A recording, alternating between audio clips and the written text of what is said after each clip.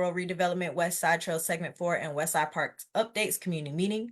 I am Rashida Williamson, and I am the Community Engagement Manager for the Atlanta Beltline Incorporated, or ABI, which is the organization responsible for implementing the vision of the Beltline. Now, we have several members of the ABI team on the call tonight. So, as we do that, I just wanted to let you know that Atlanta Beltline Incorporated is committed to creating a culture within the organization that values and advances equity and inclusion. So, part of that means representation of our 45 plus Beltline neighborhoods on staff. So staff members participating with you tonight represent various disciplines across ABI's organization, and they are here to support you with an experience with this presentation, a Q&A, and of course, our Facebook Live, which we are now live on. So let's go into tonight's virtual agenda for tonight. So again, we're presenting our updates on Chappell Road redevelopment, Westside Trail Segment 4, and Westside Park updates. So now I just want to go ahead and just give an overview of the meeting formats for tonight. So tonight, currently on Zoom platform, we only have 10 attendees at this moment in time, but I know that will continue to grow. Again, we are also broadcasting live to Facebook. So if you are watching on a Zoom platform or Facebook Live as an attendee, you can always follow along on the agenda at the top of each slide. And if you are listening by phone, I'm just going to walk you through the meeting agenda for tonight. So our meeting agenda tonight has opened up with the welcome and meeting logistics. And we will follow this with a recap of the feedback we received from our June stakeholder community meetings. And then after that, we will have a stakeholder polling. Following that polling, we will have I do apologize. We will actually have only just one polling, and this is really just going to be for our community members at this time. So how our agenda is really going to start off, we're going to do updates from our Westside Trail Segment 4. Then we're going to follow that up with the other updates on Westside Park updates. After that, we'll have a Q&A. Then we will transition over for our 425 Chappell Road property redevelopment updates. After that, we will do a few polling questions, and then we'll go into some Q&A. And then we'll follow that again with our end closing of our polling. I do apologize for that. But again, after each of the presentations, you are going to get a chance to have any questions, comments, or concerns. The first Q&A is going to go for Westside Park and Westside Trail Segment 4 construction. The second Q&A is going to focus on our Chappell Road redevelopment. So again, if you are an attendee, you may have noticed by now that your line is muted, and you will not be able to share your video screen during the meeting to provide a best listening experience for everyone on the line. So a recording of this meeting, the presentation, all other supporting materials will be made available online at www.beltline.org/meetings. So if you are having any technical difficulties during the meeting, please email engage@atlbeltline.org. And should we encounter any technical difficulties, we appreciate your patience as we sort them out. So as we jump into those updates, I just want to get a sense of the virtual room as we normally do. So I'm just going to ask a few of our polling questions. And as I start the poll, you should see the question pop up on your screen. This feature is not available if you have called in or viewing online on the browser, and I'll also just read the results to the group. So our first polling question: what neighborhood do you live in? Now, we do have a variety of neighborhoods, so some are clustered together. We do apologize for that, but of course, we have three big topics that we're focusing on. So you could be a representation of Blandtown, Knight Park, Howell Station, Grove Park, Rockdale, Vine City, English Avenue, Historic West End Heights, Bankhead, Hunter Hills, Westlake, or Mosley Park. You could be in Washington Park. You could be in a Beltline neighborhood in the city of Atlanta that is not on this list, or a neighborhood in the city of Atlanta that's not on the list, or you could be just a neighborhood that is not in the city of Atlanta. Okay. I'm going to go ahead and end that polling right now, and I'm going to share the results with the room. As you can see, we have representation from one of the neighborhoods of Blandtown, Knight Park, Howell Station, Grove Park, Rockdale. We have Hunter Hills, Westlake, and Mosley Park. We have Washington Park. We do have a few attendees that are in a Beltline neighborhood in the city of Atlanta that's not on the list, a few attendees in a neighborhood in the city of Atlanta not on this list, and a few that are in a neighborhood not in the city of Atlanta. So we're going to go ahead to that second polling question. Now, this question is going to ask you, how long have you lived in your neighborhood? You could be in your neighborhood from 1 to 5 years, 6 to 10 years, or just 11 or more years, which are our legacy residents.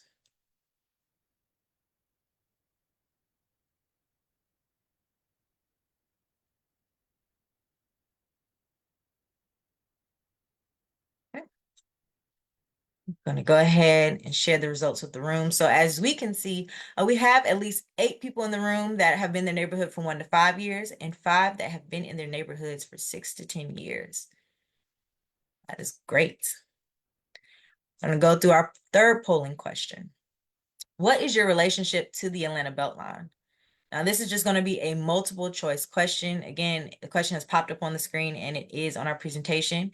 You could use the Beltline for just using the trail. You could just be the homeowner in a Beltline neighborhood or renting a home in a Beltline neighborhood. You could be a residential landlord, a business owner in a Beltline neighborhood, a commercial landlord, a developer, a real estate broker, a community activist, advocate, or just generally interested in the Beltline project.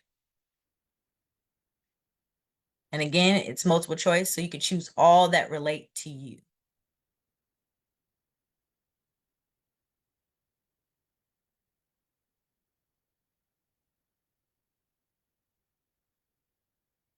We're going to go ahead and end that polling and just share some of the results. As you can see, majority of the room use the trail. We do have a few homeowners, also some people that rent a home in Beltline neighborhoods. We do have a residential landlord in the room, a real estate broker. We have a few community activists and advocates, and of course, people that are just generally interested in the Beltline project. We appreciate that. We're going to go to our fourth polling question, which is, what are you most likely to be doing on the trail? Now, this is multiple choice again. Do you use it for exercising or other recreation? Do you actually use it to run errands, going to those Beltline businesses? Are you going to work or school, which is close to your neighborhood? Or do you just engage in leisurely activities, just taking a stroll every now and again?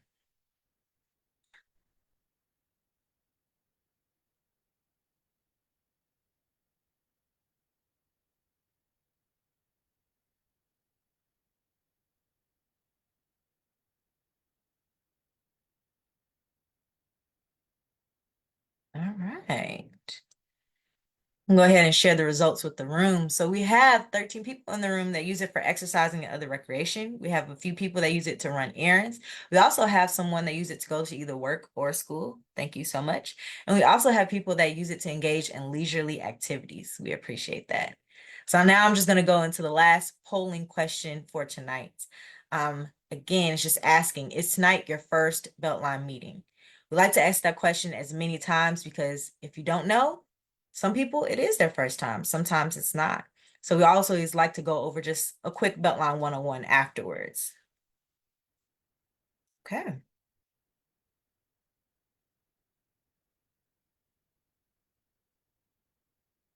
So I'm gonna go ahead and share the results in the room. And of course, we have at least one person. Thank you so much for coming to your first Beltline meeting for tonight. So again, between our Zoom platform, Facebook Live, and phone, there's always at least that one person who is participating in a Beltline meeting for the first time. And for that reason, we like to present our Beltline 101, which of course is always going to start off with our vision statement, which is to be the catalyst for making Atlanta a global beacon for equitable, inclusive, and sustainable city life.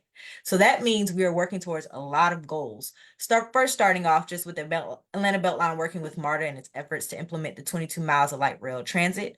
Also, our goal of 1,300 acres of new green space, another goal of 33 miles of multi-use trails, a goal of 5,600 units of affordable workforce housing, a goal of $10 billion in our economic development, another goal of 48,000 construction jobs and 50,000 permanent jobs. Also, our public art, environmental cleanup, and of course, what we're doing tonight, which is community engagement.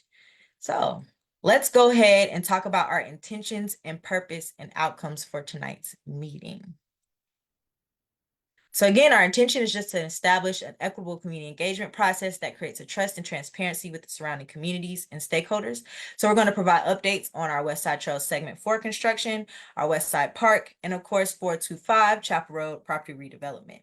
Again, the Chappell Road discussion will develop a plan for ABI's 425 Chappell Road site and adjacent to the City of Atlanta property that just reflects the community input gathered through a series of public meetings and stakeholder advisory committee meetings. So let's first jump into our first presentation for Westside Trail Segment 4 construction updates. We have Jay Seaver, our Senior Project Manager. Thank you, Rashida. Appreciate everybody joining us tonight. And I know that it's a packed agenda tonight, so I'm going to go run through these very quickly. Next slide, please.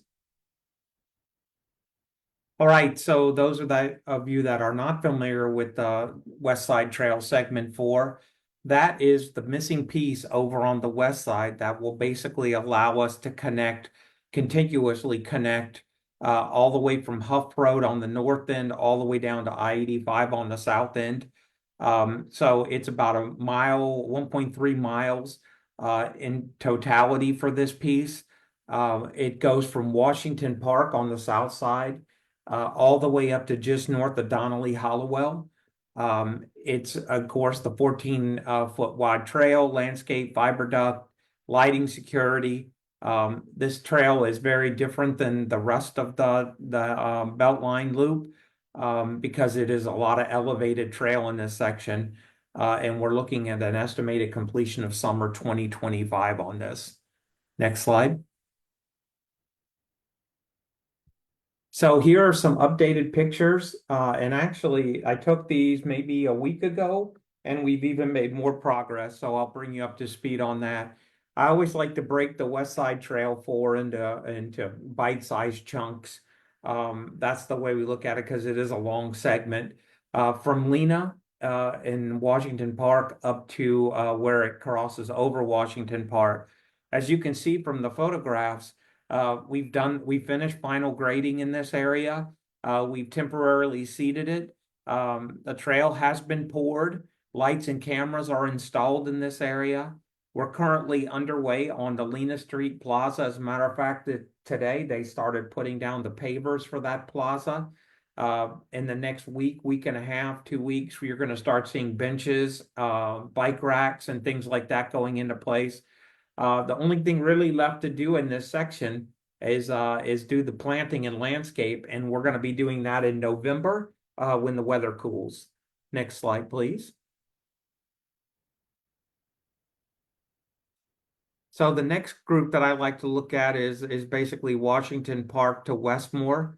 In this section, there are two bridges and also the connection to Washington Park. Again, in this area, final grading has been completed. Bridges 1 and 2 are essentially complete except for the handrails, which are in progress. Very close to finishing those. We'll finish the handrails here in the next week or two. And all the lighting and cameras are up and running. Next slide, please. In Westmore Park, in Washington Park, there are a couple of things that we have really worked hard on over the last couple months. One of them being in the picture here, which is a new bioswale that comes through the park from the pavilions and heads north. One of the things that we like to do as we're passing through an area is to try to improve that area beyond what it was when we found it. And in this area, it was susceptible to flooding, and it was very soggy. If you walk through here, you'd probably end up in mud up to your knees. So what we did was we looked at redoing the bioswale here. The only thing that's missing is the plantings that will go in the bioswale, which again is in November. We've also up on the top in the meadow, we've reconnected and put new asphalt down for the pedestrian trail that goes through Washington Park. The fitness trail is now paved again. And also we've made our connections from the Beltline to that trail. Next slide, please. This is Westmore down to Ollie. As you can see what I was speaking of, that this trail section here is almost all elevated. These are long bridges. That this is what took so long in this area was because there are portions of this that are a good 20 feet above the ground. We built these bridges, and all we have left to put in here now is the handrails. The two cul-de-sacs, Westmore and Ollie, have both been repaved at this point, and we've made the connections to the trail from there. So once we get this handrail on, we're very close to having this area ready to go. Next slide, please. This area is up there at Boone. The bridge itself at Boone, which is on the north side and goes around Azalea Gardens, which is over there on the left. That bridge is now completely poured out. We have not got the handrails on there, but they will be coming in short order. But we do have the lights and cameras already installed on the bridge here. and grading has started towards the end of the bridge heading over to Kudzu Trail. One of the other things that's not shown in these images is just south of this is Washington Manor. And in Washington Manor, we've reorganized replaced the road over there, put it in its final location, repaved the cul-de-sac, and we're starting on the last section of trail up there. I do want to recognize the people of Washington Manor, Westmore, and Ollie for their patience. They've lived with this construction now for about a year and a half, and I think that they're starting to see the fruits of the labor. Next slide, please. And then we're moving now up the Kudzu Trail. We're back in the old rail corridor here. This might look like it's behind, but it's actually not, because we've already installed the duck bank, and we're doing grading now this is all on grade trail. So we'll move through this area from the end of Bridge 4 up there at Boone all the way over to North Avenue and then Donnelly Hollowell in short order. Next slide, please. And then finally, we're up here at Donnelly Hollowell. We've made a lot of progress in this area. As you know, at Donnelly Hollowell, we have both a southbound or a eastbound and a westbound connection to the trail. We've already poured Bridge 5, which is the image on the left. The clearing and the grading is ongoing. And the Bridge 5 has been poured, like I said, and then Bridge 6 is being erected. But the approach trail that you see in the right image is the one that takes you up to Donnelly Hollowell going westbound. The walls are in, and all we have to do is pour the trail there. So I think in general, as an update, in most sections, the only thing left that we have to do is the trail. All the infrastructure work is in place now to finish this project. And I believe that that's my last slide. If you go to the next one, just to make sure. Yes, now I'm going to turn it over to Megan. Thanks, Jay. My name is Megan Injaychuk. I am a project manager with Atlanta Beltline. And I'm going to have a couple of slides kind of going over where we are with the Westside Park mountain bike and pump track design. If you want to go to the next slide. So our current status with this is at 30% design. For those of you that are new to Beltline meetings and Westside meetings, we started this design process over a year ago based off of comments from the Westside Park Master Plan. There was kind of a meeting of both a donor and a use that we saw in this park. And we came together, got a design team, Sherwood engineers on board, and we started the process of survey and design for what we're calling a bike park, but it also encompasses a couple of plaza improvements, planting improvements, and a hiking trail that connects what we call the upper and lower parts of the existing Westside Park. The area that we're looking at in terms of design, which I think is in the next slide, will kind of encompass an area that is currently fenced off in the park and create one of the first active uses outside of the playground within Westside Park. Our estimated date of design completion, which also includes permitting, is fall 2025. We are working to get a contractor on board a little bit earlier than that, so we can see if we can mobilize a little bit faster. And this project is fully funded by our partners at Atlanta Beltline Partnership. I'm going to go to the next slide. So this is our schematic design of where we sit right now with Sherwood. We are picking our pencils back up and moving forward with full design detailing. But this gives you an idea of the scale of what we're doing.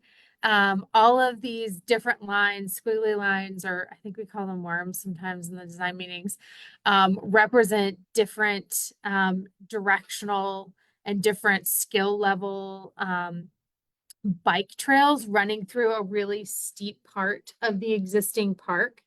And in the, I believe, it's the gray is the hiking trail that will connect the top and the bottom of the park, which currently there's only one pathway to do that within the park. It's really steep.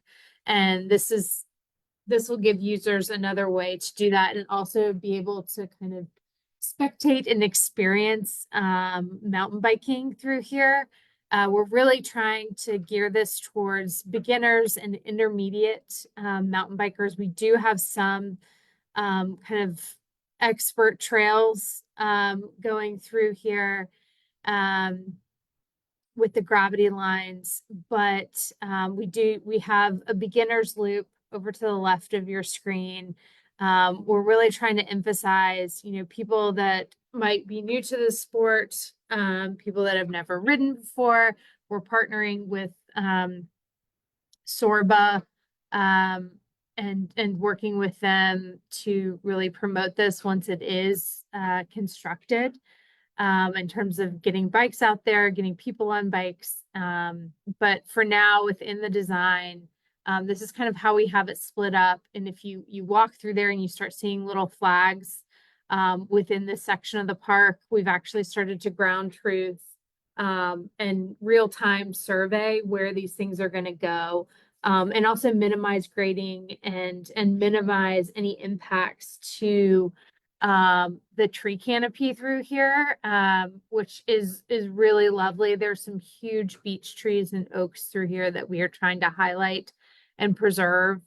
And at the upper park boundary, there is our bike park, which encompasses several different biking elements. It's more of a hardscape feature, with, again, different levels of bikers from beginner to expert can use this.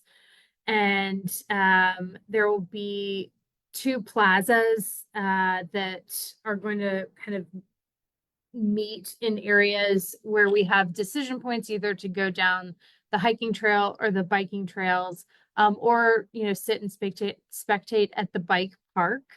And this will also help us kind of seamlessly blend in this new use into the existing park. We aren't building restrooms. There are restrooms already there, and parking is already built in here as well. There will be security measures in terms of lighting and cameras at entryways and additional lighting in any paved areas. But those details are to come. I'm really just wanted to show you guys kind of where we are with our, I call it 25 to 30% design right now, and where we're headed. I'll probably come back when we are closer to 50% and we've got a lot more detailing to show you all. But I think that's my last slide. You can go to the next one. Yep, that is my last slide. All right, thank you, Megan and Jay. So as I've stated before, we are going to have Q&A specifically on Westside Trail Segment 4, but also on our Westside Park updates. So I'm just going to go over how you all can participate at this moment in time. And again, I want to thank them for that presentation.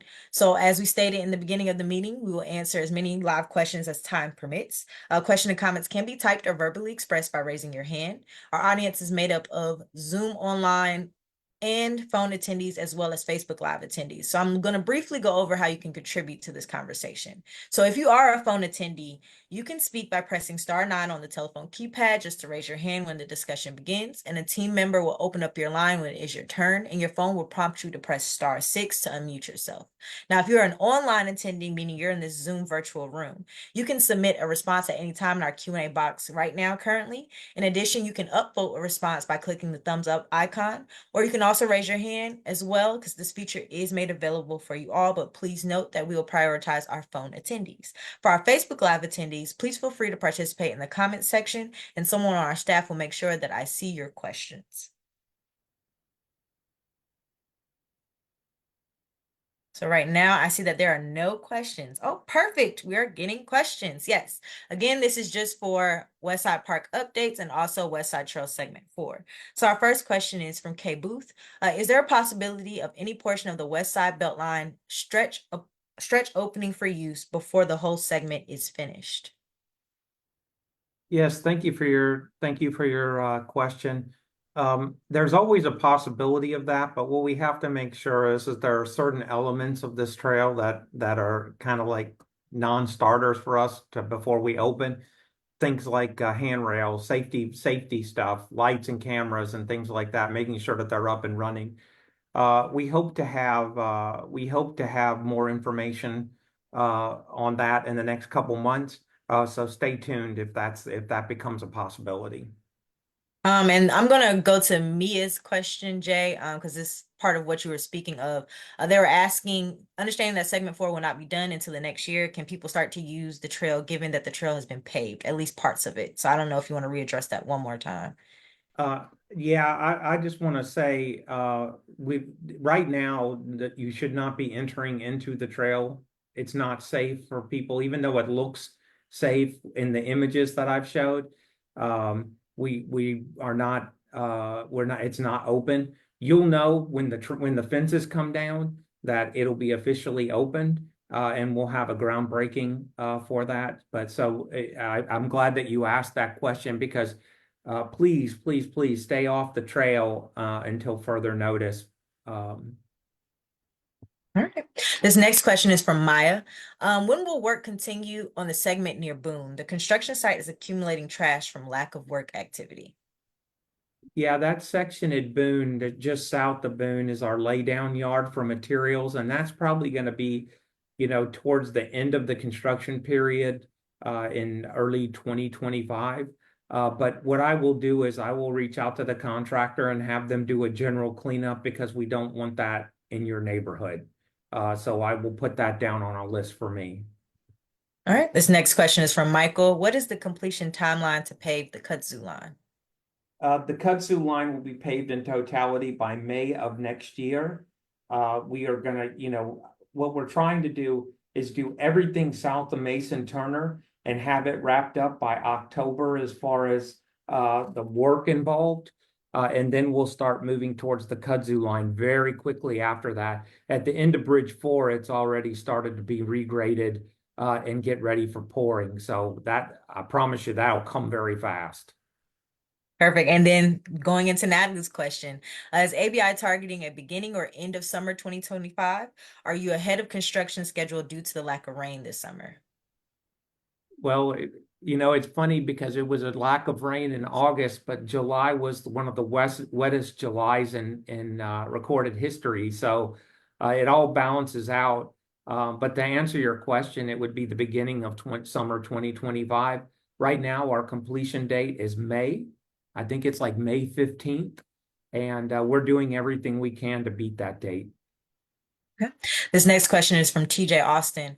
Are we discussing both the Beltline Trail as well as the Westside Park? Are there any updates regarding the connectivity to the Beltline to the park? Understanding the constraints that exist with active rail, is there any backup options being considered for connectivity? Yeah.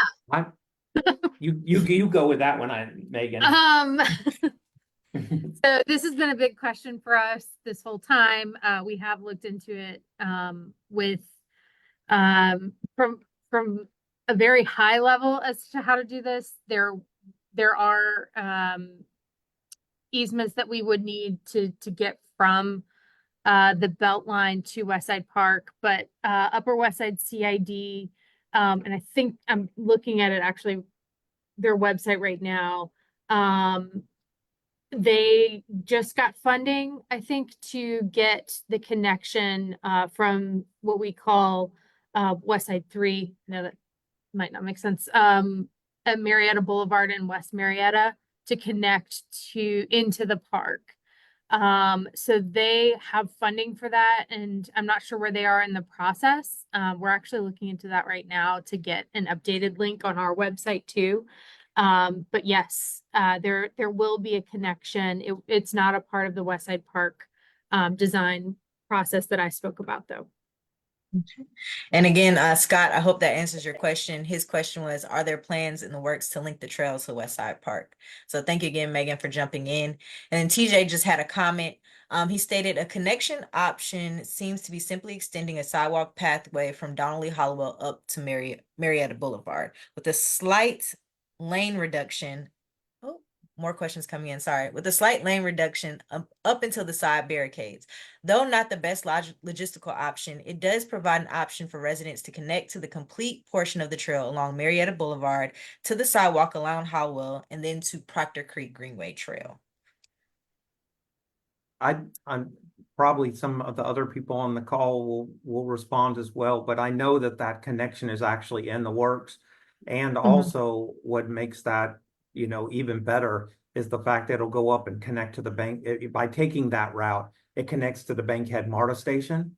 So there's a lot of positives to that connection. So I think in general, for a place that doesn't have a connection today, I think that there are going to end up being multiple connections, because I've also heard talk of connecting Westside 4 through Maddox Park to the Proctor Creek as well.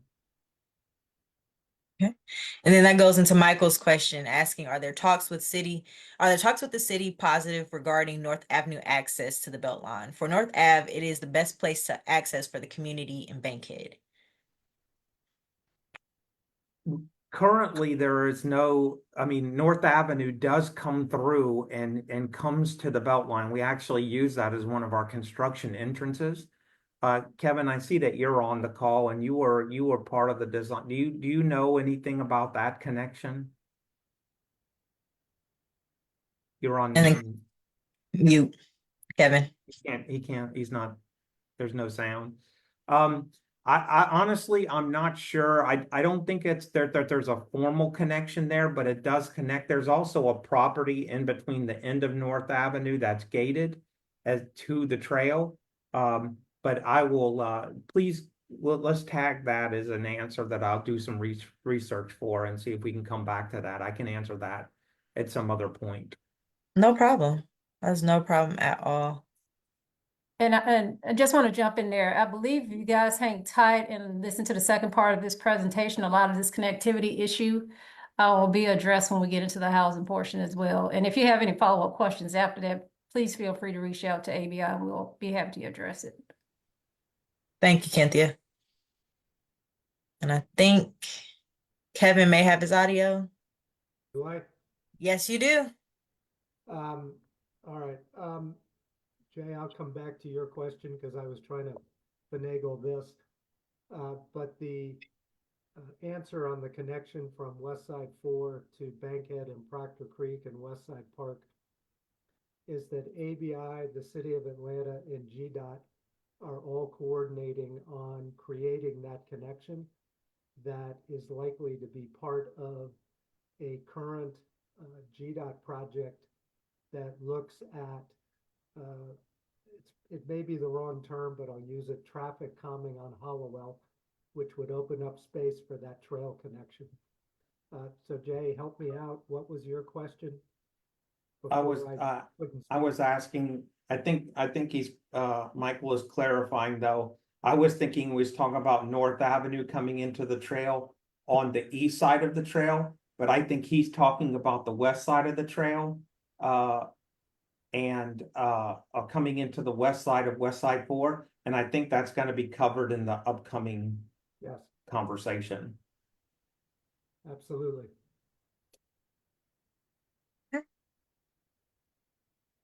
So right now, I was timing it for 10 minutes for Q&A for this session. So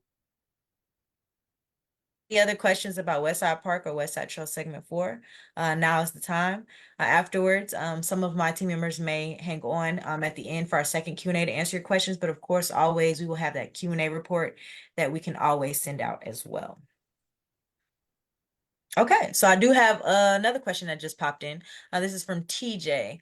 We've been discussing the lack of connectivity due to the active rail to the park for years at this point, and yet there still isn't a clear plan on how long this will take. So that is just a comment from TJ. I guess in reference to the conversations about connectivity with North Ave. Hey, Rashida, one last thing for me.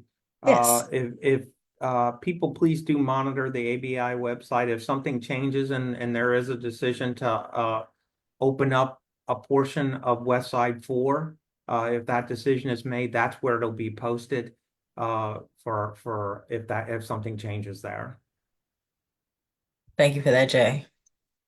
Hopefully that last comment will be addressed with Dennis and his consultant. All right.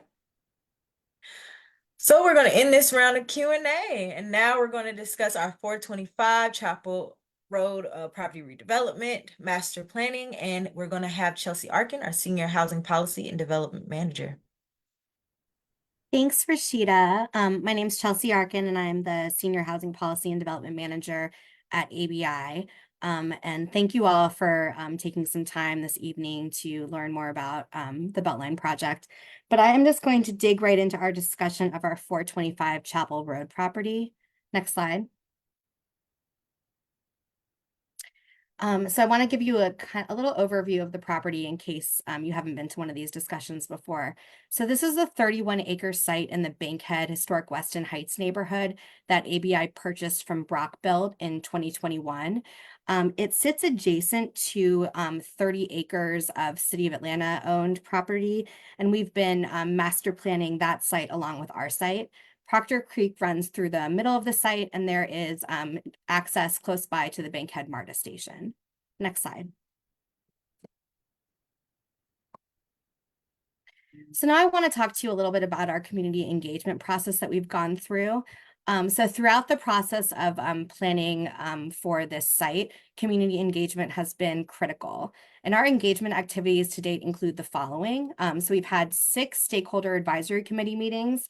We've had 7 of these meetings, so of these study group meetings. We've had numerous pop-up engagements at different parks and different locations within the area. We did presentations to neighborhood associations, including the English Avenue Neighborhood Association. We presented to a couple of NPUs, including L, K, and J. And we've shown up at a lot of community events to talk about this project. We were at a Mosley Park ribbon cutting recently. We were at a run at the City of Refuge, a barbecue for the Bankhead neighborhood. We were at Bike Fest. And then we've also presented at other meetings, including to the Grove Park Foundation, to the Beltline Affordable Housing Advisory Board, Hunter Hills. We've done NPU Engagement Day. We went to the historic Weston Heights Bankhead neighborhood. We presented at the Empire Board of Realtors and the Transform Westside Summit. Next slide. So what we heard, I want to go into that in a second, but I also want to note that many community priorities could be incorporated into future RFPs, both on the ABI portion of the site and on the adjacent City of Atlanta owned property. And we really are trying to balance economic interests with community priorities and development goals. And that's been critical to this entire process. But we also recognize that market forces and zoning regulations will ultimately influence what is built on the site. Next slide. So I've divided up the community priorities that kind of bubbled up to the top during all of these meetings into land use priorities and programmatic priorities. So in terms of land use priorities, we know that we want to have space for housing. We want there to be space for retail and businesses, so commercial space. We want there to be transportation and connectivity on site and to the adjacent neighborhoods and adjacent sites. And we want there to be green space on the site. And then in terms of programming, we know that we want to have a variety of housing types and affordability options, both rental and for sale. We know that we want to have retail options. We know that we want to include programs that could increase transportation and connectivity on the site. We know that there should be economic development and neighborhood investment incorporated into the plan, and also arts and culture. Next slide. So now I want to go dig a little deeper into the first community priority of housing. So we heard a lot about housing, and we know that we'd like to ensure that there are a variety of housing types, including single family, townhomes, live work opportunities, and multifamily apartments. But we also want to make sure that we have a variety of housing programming as well. So housing at different price points. We want to have mixed income housing, multifamily affordable housing. So that would be like 60 to 80% AMI. We want to have for sale affordable options. So that would be like 80 to 120% AMI. And we'll talk a little bit about that later in the presentation. We want to make sure that we incorporate market rate rental into the site. And then we also want to have programming that prioritizes legacy residents, current residents, and residents of the West Side. Next slide. And then in terms of the economic development priorities that bubbled up to the top during our community meetings, there was an emphasis in including commercial and retail space, including commercial affordability. So affordable space that's 30% below market. Also providing small business grants and incentives for small retailers, providing perhaps technical assistance programs, workforce development programs. And then we know that we want to have a variety of types of retail, including neighborhood commercial. People really wanted to have ground floor commercial retail that you could walk up to, and then as well as incorporating some big box retail into the mix. Next slide. And then in terms of our community priority of connectivity and transit, these are kind of the priorities that bubble to the top. So people really want to see improved bicycle and pedestrian access, walkability within the neighborhood, and then also to outside neighborhoods, internal connectivity, and then also connectivity to outside neighborhoods, and then also connectivity to area trails, including the Atlanta Beltline mainline trail. And in terms of transportation priorities, people want to see more direct access to MARTA, and then alternative options for transportation from the site. And then for programmatic priorities, alternative forms of transit like car share or bike rentals available on the site, as well as perhaps including mobility credits or subsidies to encourage alternative transportation options. Next slide. And then in terms of our community priority of green space, it really was emphasized that it is important to reposition Proctor Creek as a site amenity, and then also provide additional green space on the site, as well as providing improvements to Maddox Park and providing community gathering spaces.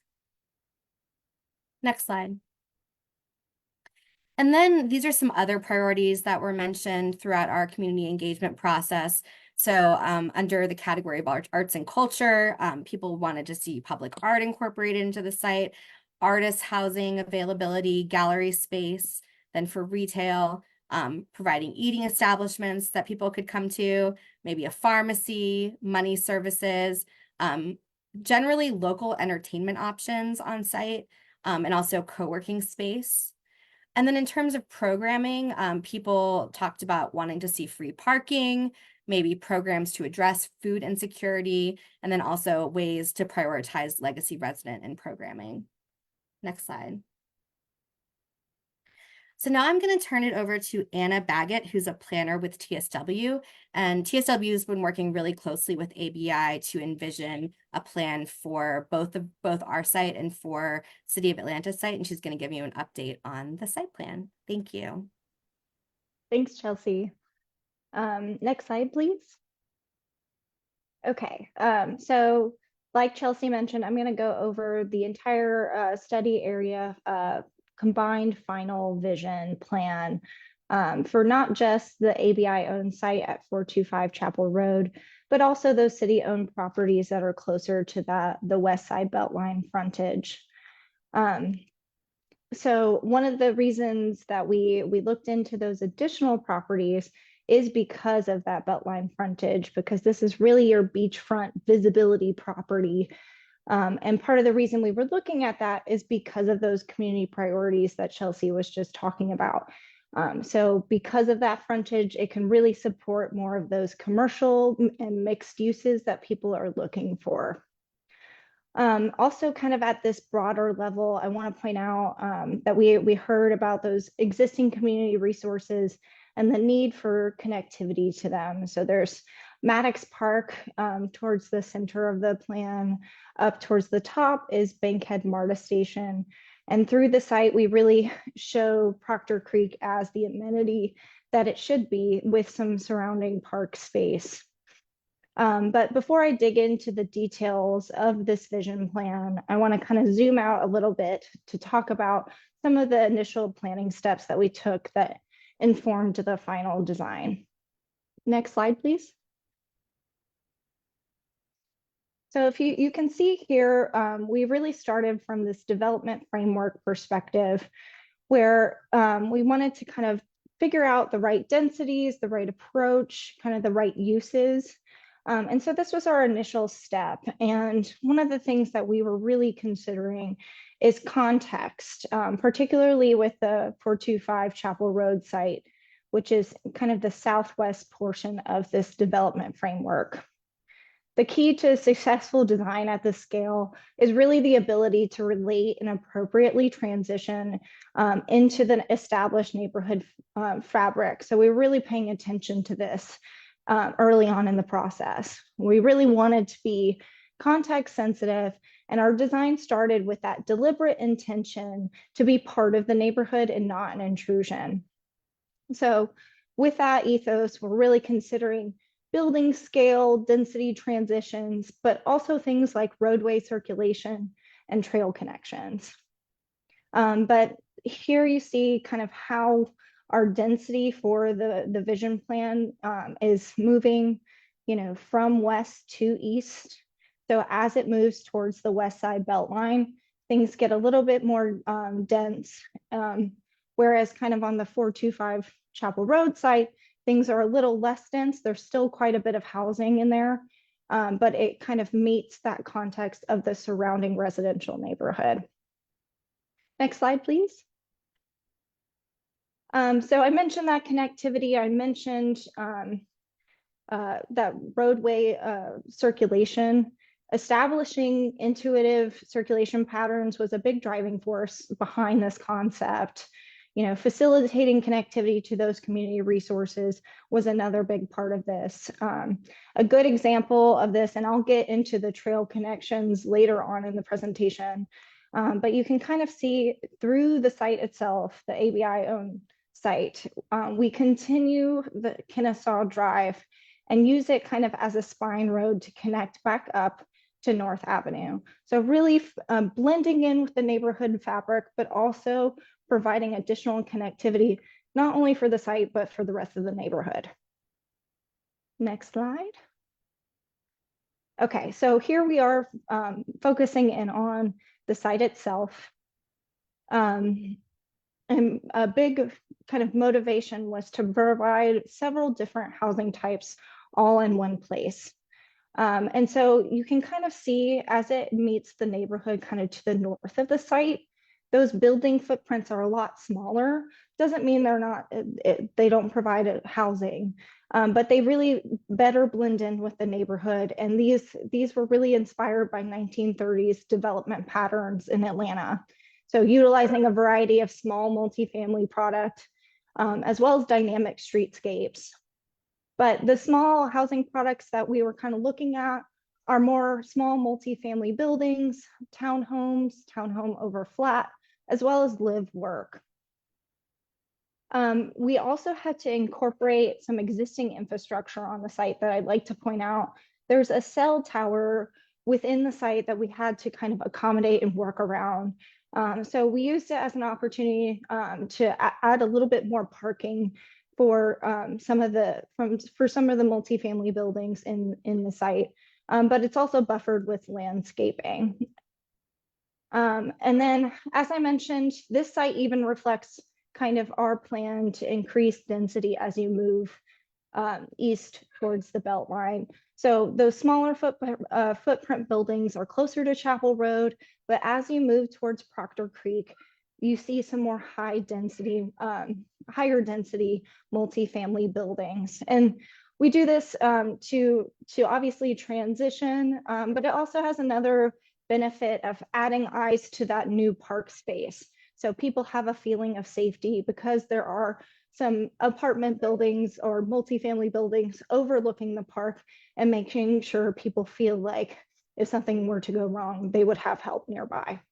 And speaking of that park space, again, the intent is really to make Proctor Creek an amenity and also just extend Maddox Park south. And part of that process would be working with the city of Atlanta to do a land swap for a more underutilized piece of Maddox Park. And then this would be the extension of Maddox Park southward with that creek as an amenity. However, we understand that this is a complicated process, so we do have an alternative design that incorporates even more housing. Next slide. So with this, and with this complicated nature of how the site is designed, we understand phasing is going to be really important. So the phasing actually follows kind of that density pattern that we were talking about. So phase one is those smaller building footprint, though they are small multifamily buildings. That would be the phase 1A, and then phase 1B would be that neighborhood commercial. That's along Chappell Road and comes straight from some of the community priorities we were hearing about. Then as the phases move forward, the density of those buildings kind of ramp up. Next slide. So here's that final vision all together again. And I'm going to point out a couple of things, but this is, a very detailed plan. And I would like to mention that the Beltline has posted this on their website, the entire plan with the details, all the documentation. And really, if you're really interested in this, I encourage you to take a look. But kind of considering the 425 Chappell Road site, that we anticipate over 1,000 housing units. But when you incorporate the Beltline facing city-owned properties, that number goes up considerably to over 3,000 in combination with the Chappell Road property, because they can accommodate higher residential densities and it won't be out of context with the neighborhood. That frontage, like I mentioned, also supports more commercial and mixed uses. So kind of up at the top of the screen, closer to Donnelly Hollowell Parkway, is a big box retail opportunity, because that is, a fairly busy road. That's enough visibility to support commercial at that level. Together with that neighborhood commercial, that big box retail opportunity, as well as some of the mixed use buildings that we have programmed on the city owned sites. That's about a little over 100,000 square feet of retail. So in order to realize this full vision, a number of complicated and critical steps have to be taken.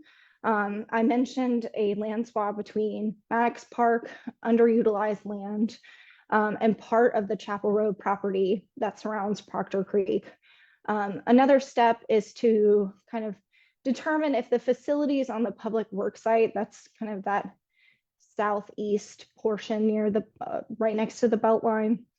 Part of that is to determine if the facilities on that public work site, I think somebody mentioned it's fenced off right now.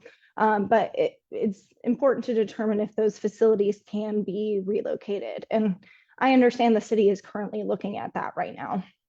Either way, those pieces are longer term, but those earlier phases that I mentioned can take place in the meantime. Next slide. And so I think we had a number of questions about North Avenue, as well as some trail connectivity. And that was definitely a big part of this plan, is to make sure that we are connecting to those community resources.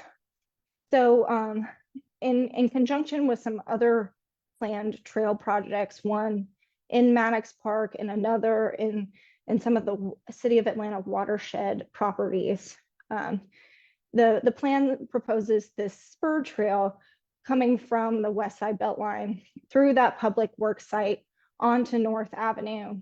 Part of it would break off up north through Maddox Park to give that critical connection to not only Donnelly Hollowell Parkway, but the MARTA station as well. Continuing along North Ave also provides that connection, another connection to MARTA through the watershed properties.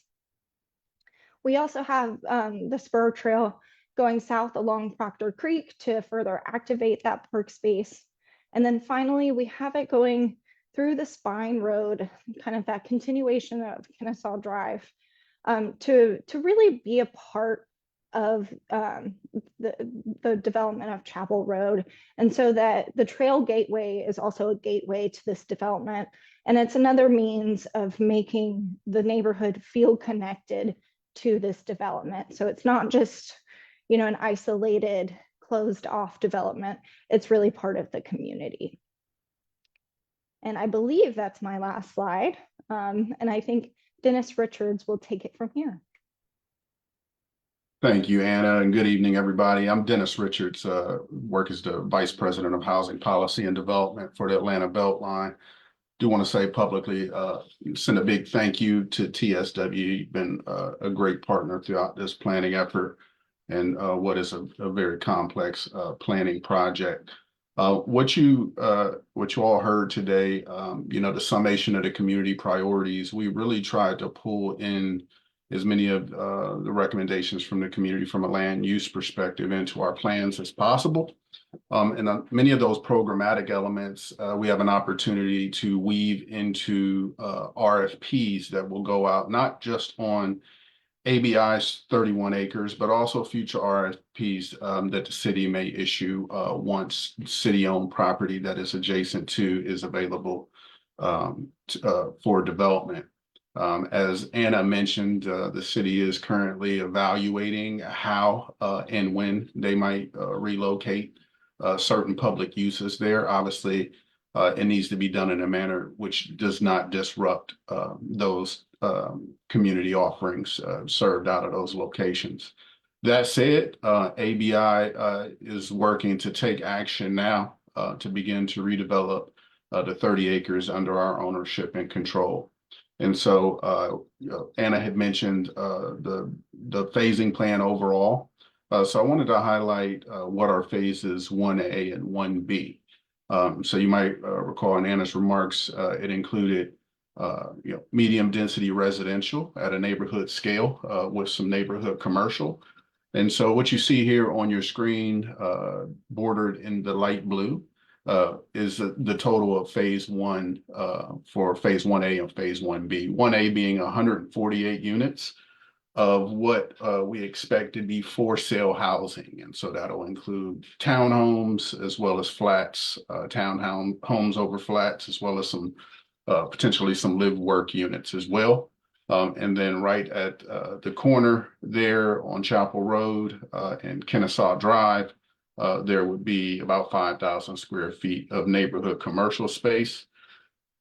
Our vision there being, 3 to 4 separate businesses operating out of that space. We hope to offer all of that space as affordable commercial space. So that means at a discount to market of about 30% for comparable space in the area. Next slide. So I'll be asking a few questions here because really would like public input to really kind of help dial in affordability as we think about that in our RFP offerings. And so as I mentioned in phase 1, we do expect all of that to be for sale housing. And so we have an opportunity to require that percentage of those 148 units be at an affordable for sale rate. And so when we think about that, we use HUD defined area median income limits to help us come up with for sale ranges. And so what you see in the top right of your screen in that table, those would be for sale price points if a home was offered at 80% of AMI, 100% of AMI, or 120% of AMI. Median home price here in Atlanta is just north of 400,000. So that gives you a sense of kind of where those ranges fall. And then also, not in our first RFP offering, but in future RFP offerings, when you look at our plan in phases 2 and 3, those would likely all be rental units. And so as we think about rent limits right now, Very affordable rents would be someone earning 30% of area median income or below. They would range from $600 in a 1 bedroom to just over $900 in a 4 bedroom versus some market rents in a 4 bedroom going all the way up to $3,500 just outside of the primary market area here. And so just put those on the screen for context as we think about affordability. Next slide, please. So Chelsea, at the onset in her remarks, she talked about some community priorities. And so as we heard feedback, some things that bubbled up were that we need, housing at different price points, mixed income rental housing, multifamily, affordable rental, earmarked in at 60 to 80% of AMI. So again, those would be rents ranging from $1,200 to $2,500 based on the amount of units. Affordable for sale units, which I just highlighted for you in the previous slide. We heard folks that want all market rental. And we also heard that there needs to be housing that prioritizes legacy residents, current residents, and residents of the West Side. And that can be done, to a degree, whether it be through affordability restrictions that are in alignment with the average income in the area, or through targeted restrictions such as senior housing. And so what I'd like you to do, if we can, Rashida, take a quick poll, and you can select multiple, but would just like, I'm sorry, this would be looks like a single choice here. Please select your top housing priority. We'd like to hear today what's most important to you. Let me see if I can edit it really quickly. If not, we do apologize. I cannot. So what I'm going to do for the audience is I'm going to open up the chat so you can just go ahead and add whatever else you would like.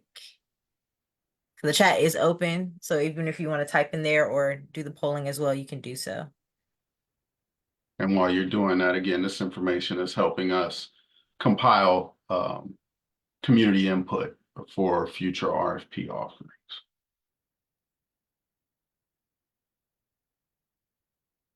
Okay. Let's see what we have, Rashida.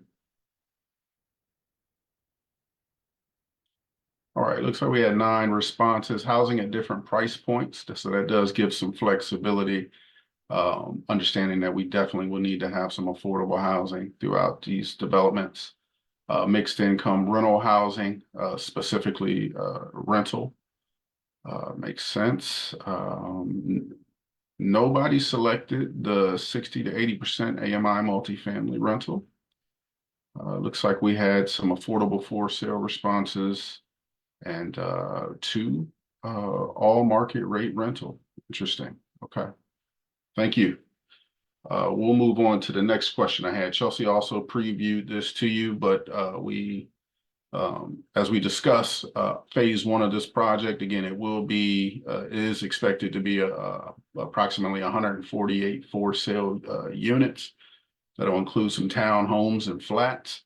And so as we think about what we should be underwriting and also putting out via a request for proposals, what is most important to you? 100% of those units being for sale at 120% AMI price point. So that would be from a 1 bedroom, 290,000 to 449,000. Is that important? Is that affordable to you? Should we have at least 30% of those homes at or below 120% of AMI, with the rest of them more at a market rate? Or perhaps we should do 10% of those homes at an 80% AMI price point, and we would have 20% of them at 100% of AMI. So you can see those ranges and what that would be. Both at that selection, both of those would be below the median sales price in the city. Or should we sell them all at a market rate? This is a single choice.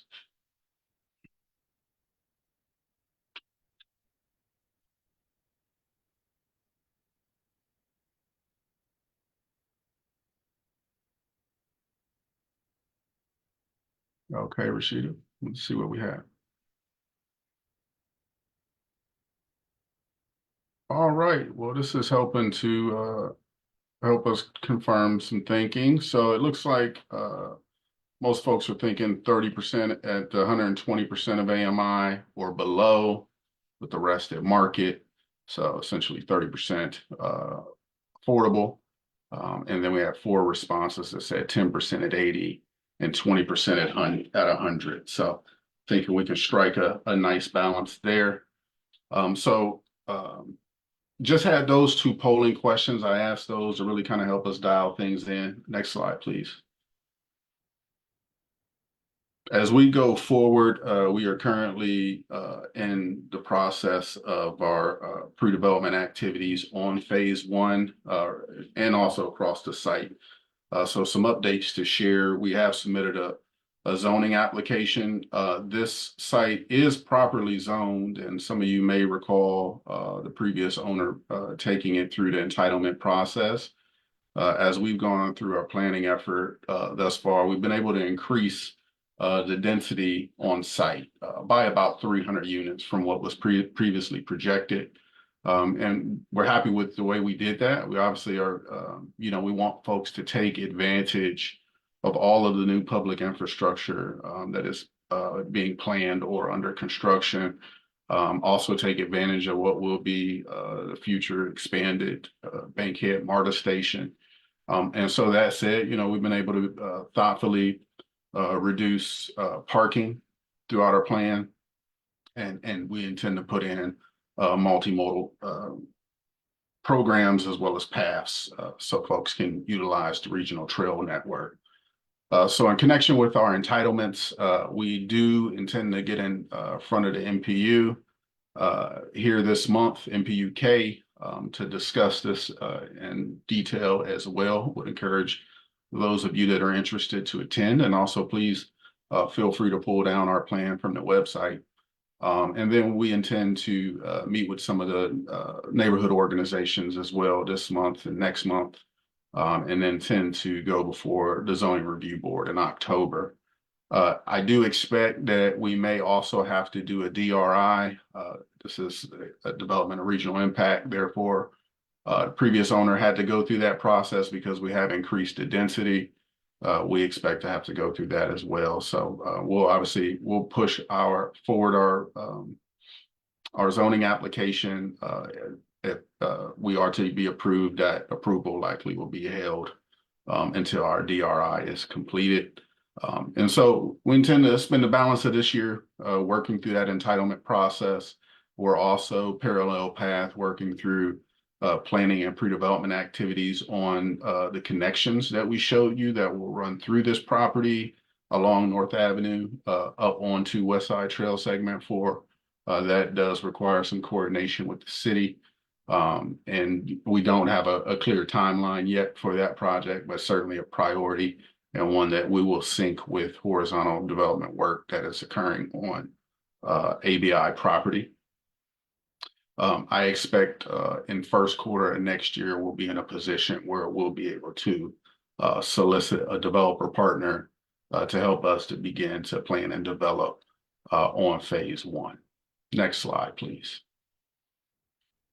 And also just wanted to share a bit of good news. Some of you may be aware, but if not, we hearing from the community and also understanding the importance of the Proctor Creek watershed and a portion of it that runs through ABI's property.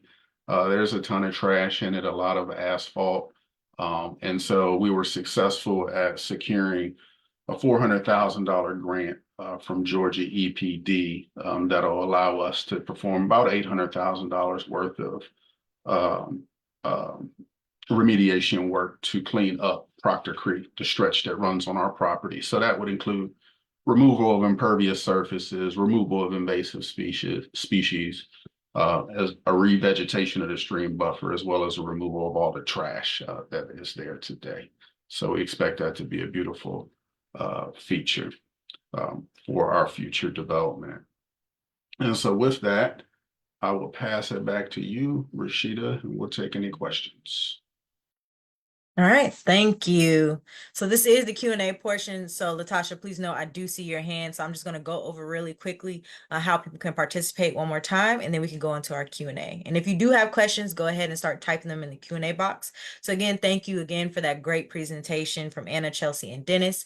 As I stated at the beginning, we will answer as many live questions as the time permits. Again, questions and comments can be typed or verbally expressed by raising your hand. Our audience is made up of Zoom online and phone attendees, as well as our Facebook Live attendees. So I'm going to briefly describe again how you can contribute. So if you are a phone attendee, all you have to do is press *9, that'll raise your hand, and a member of our team will open up your line, and you can press *6, and that will unmute yourself.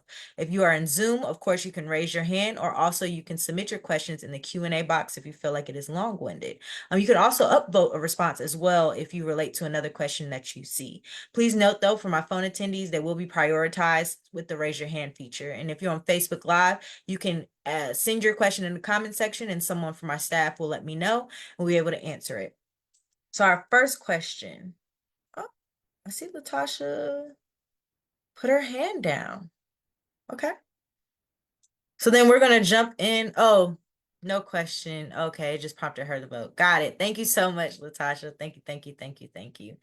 So our first question then, I did see a hand raised. This is from Brandon. You should be able to unmute yourself.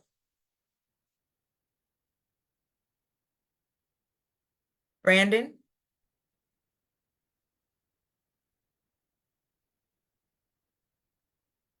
Can you hear me now? Yes, I can. Okay, so I have two questions, if I'm allowed.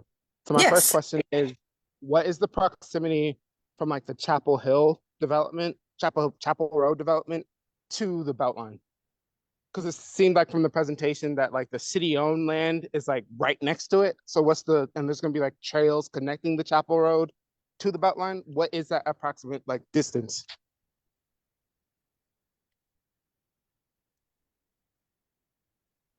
And I might need your help with that one. I don't call off the top of my head.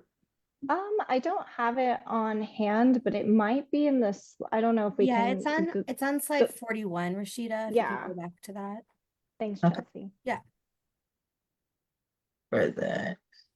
Ebony, are you able to go to slide 41 if possible?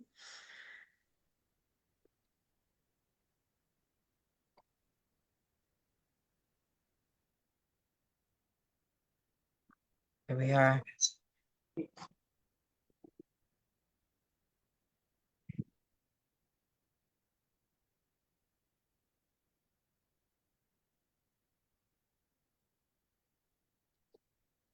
So what does FLT mean? Sorry for my ignorance. No, you're perfectly fine.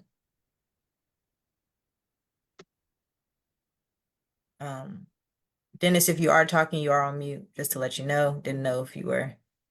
So it looks to be about 1,100 linear feet.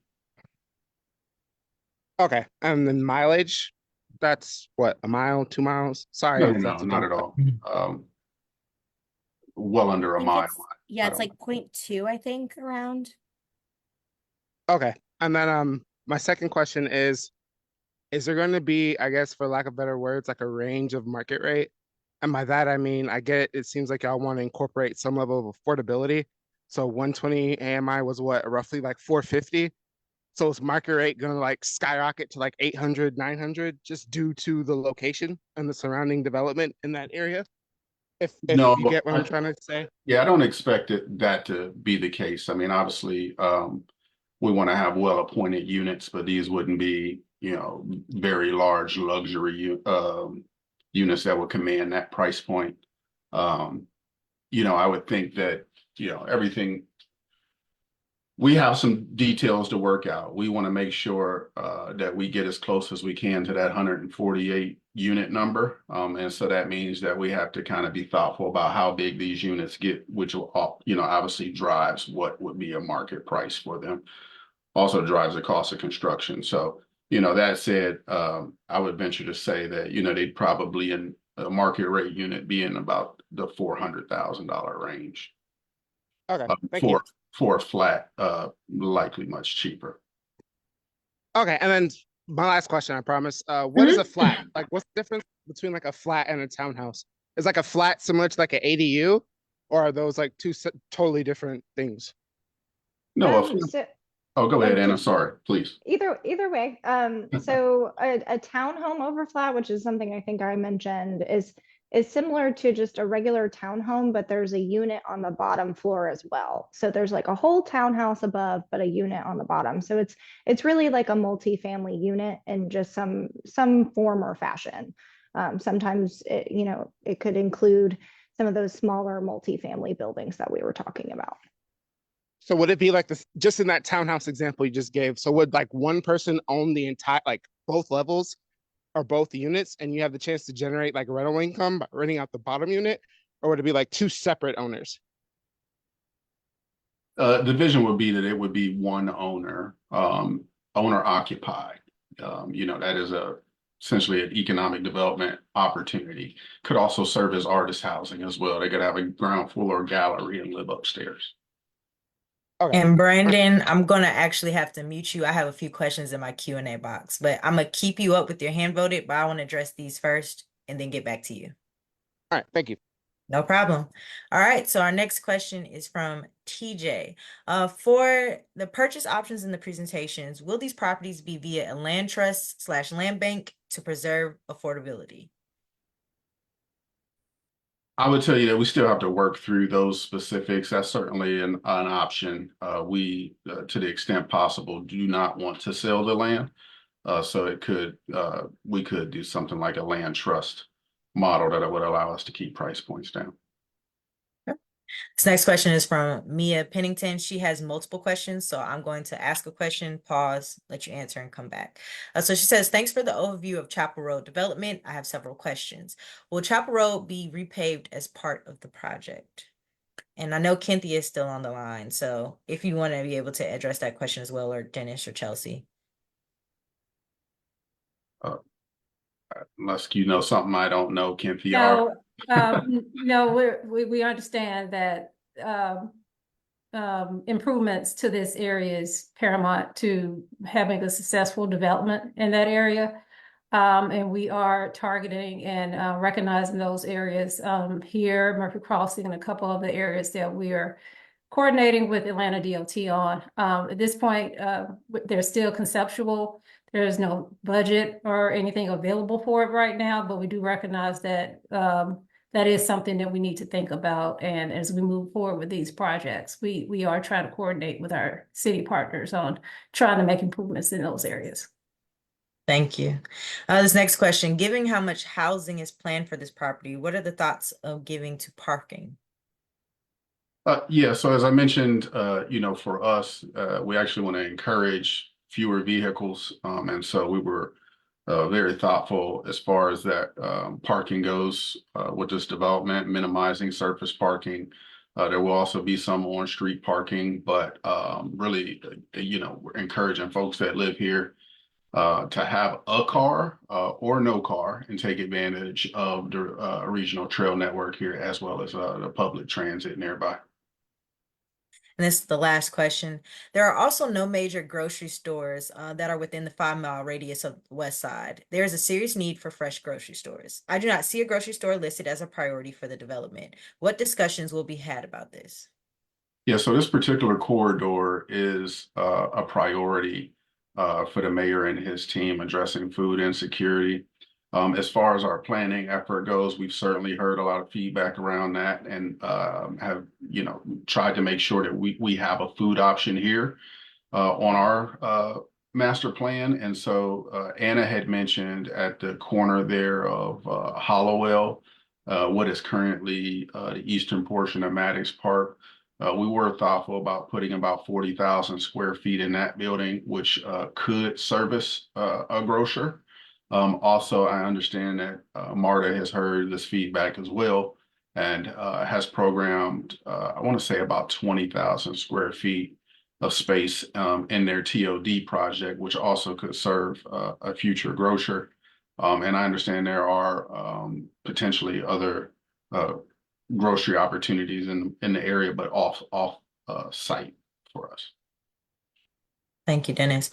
I'm gonna go down to TJ's questions. I'm sorry, I'm gonna go down to PC's question, then TJ's, and then I'll go back up to you, Natalie. Because again, I want to address Chapel Road first while the time permits. For PC, he says, or they state, what is the city of Atlanta process to decide if it will abandon the sanitation department and other properties beside the Beltline, allowing the construction of housing? I have read the watershed facility cannot be moved due to the underground sewage pipe connections. Yeah, so to be clear with that, the watershed facility is going nowhere. All of that infrastructure will remain. In our plan, you see it still there. We are just working around it. That facility will be secured, and setbacks maintained, so that none of its services are disrupted. The next question, this is again from TJ. Has ABI conducted a survey on the number of affordable housing units that have been completed or in the planning phase for the community, specifically for the 30318 zip code? I think this level of detail sheds a better light on the volume of affordable new construction units that have been developed in the community, therefore creating a balanced mix of housing types that are essential in creating a viable community with a full scale of grocers and other retails. Yeah, absolutely. We started out and did an initial feasibility study to really understand the market, what is feasible in this market. We use that as our baseline. Also evaluate future development in the various phases of planning and development. Also took into account huge, significant public investment in connection with the Beltline. And other projects in the area. We went through our planning effort, and then once we went through our planning effort, we confirmed our assumptions in a final feasibility study. So long-winded way of saying, yes, we have evaluated all of that. This next question again is from TJ. For the smaller commercial spaces of 4,850 square foot, will there be a criteria on the type of businesses that are being developed or preferred for the spaces? Yes, we can. We have not yet formulated a retail merchandising strategy for that space. We have an economic development team here that have a whole host of programs to support small businesses and incubate small businesses, including our Beltline Marketplace. So broadly speaking, our aim is to, grow businesses and create brick and mortar space on the Beltline in Beltline communities that they can then go and operate out of. So that said, we haven't quite programmed it, but we're making sure that we build it and that it will be affordable. Okay, and last question from TJ. There are little to no EV charging stations within the immediate community. Are there any plans within the design that which will provide public charging spaces for these EV vehicles?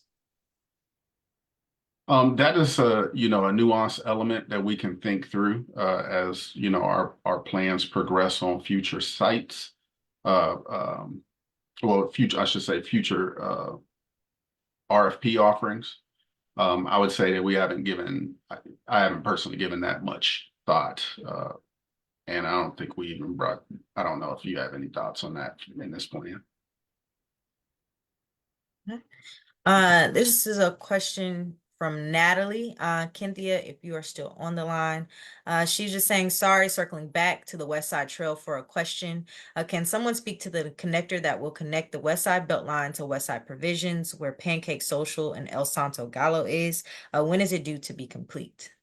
All right, so if I'm thinking about it correctly, there are a couple ways you got to get up there. So first you got to traverse up Howell Mill, which is a complete street project that is under the Upper West Side CID's purview. So we're working in partnership with them. The connection there would be at Howell Mill and Trabert. So the good news is that we'll be done with our 100% construction drawings at the end of this year. So mid next year, we should be able to put those projects out on the street and give you more concrete construction schedule. So hopefully that connection point will be done in the next couple of years. Thank you, Cynthia. And this is just a comment from Michael. He said, it really looks good. It's not stale at all. And he's referencing 425 Chappell Road. Just continue to push the outdoors. Don't waste the space with too much concrete. Thank you, Mike. All right, at this time, I see no more questions in our section. Brandon, I'm going to just allow you to talk if you did have one more question, so you should be able to unmute yourself. I just wanted to circle back one more time, but I wanted to get those questions out. I'm good for now. Okay, perfect. Thank you. All right, so with that being said, if any other questions do pop up in the Q&A box, of course, I will stop and pause and try to answer it. But at this time, we are concluding with the meeting. So Ebony, if you don't mind, let's go to, yep, perfect, for our final polling question. Of course, we always do this before we close out. Again, we just have a few additional, which are only 2. So as I start the poll, you should see the question pop up on your screen. And our questions for tonight, starting off. Was the information presented tonight helpful in changing your perception and or understanding of the Beltline project? Again, this is focusing on Westside Trail Segment 4 construction progress, our Westside Park updates, and of course, our 425 Chappell Road property redevelopment. And for the few members that are still online with us, we appreciate it. We have majority saying yes, we appreciate that. And then our final polling question for tonight, did you learn something new? This is just a yes, no, or need more clarity. And then while that is coming in, I got one more comment from the Q&A box. This is regarding 425 Chappell Road. It's from TJ. He says the lack of charging stations in the area highlight the equity gaps within our community as compared to our neighboring communities. We appreciate that. And of course, as Dennis stated, we are taking that into consideration. All right, so I'm going to end the poll, and it's saying again, majority yes. Did you learn something new? As you can see on the screen. Lastly, I have one more question, and I want to try and drop it in. So Cynthia, if you are still on the line, this is from last name Lee. Sorry if I missed this, but what is the expected timeline for Marietta Boulevard connection to the Westside Park? I don't know if you have that on handy at this moment or if Cynthia is still here. Yeah, Marietta Boulevard to Westside Park. Again, that is the Upper West Side CID that is actually spearheading that project. So I would highly recommend that you go to their website and reach out to them to talk about any timing and construction regarding that one. Thank you, Cynthia. Thank you. So again, I just want to thank you all for being a part of this process that we're doing so far with 425 Chappell Road. Of course, staying for the updates on Westside Trail Segment 4 construction and our Westside Park updates. As you can see, we have a lot of different variety of people here on the screen for contact information. So that means after this meeting, if you have any questions, comments, or concerns for Chappell Road, you'll see listed first is Dennis, Chelsea, and Nathan Soldat. He is the community engagement manager for this project. As you can see for Westside Trail Segment 4, you have Jay Seaver, who spoke earlier, and then myself as the community engagement manager. And for Westside Park earlier, who spoke is Megan, and then Brittany Brewster is our community engagement manager for that. So if you want to take a screenshot, you can, of course. This presentation will be online as well. So I just want to thank the audience for participating this evening. Again, we will see you all on the Beltline. Have a great night.